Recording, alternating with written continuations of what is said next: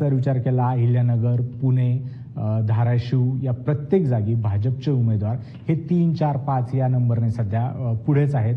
पहिला कौल हा भाजपाच्या बाजूने आपल्याला जाताना दिसत आहे. सांगलीमध्ये सुद्धा भाजपचे 2 उमेदवार आघाडीवर आहेत.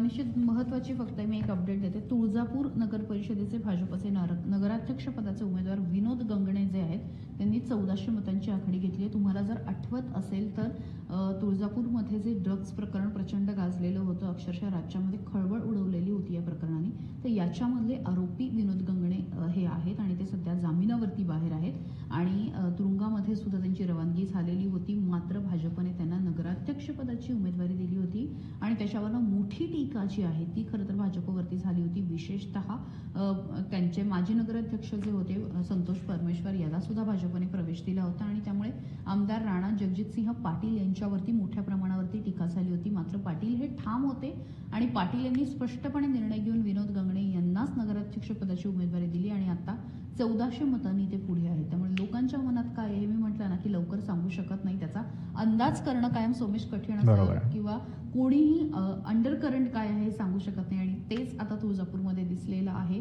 जामिनावरती बाहेर आहे, ड्रग सारख्या गंभीर आरोप त्यांच्यावरती आहेत.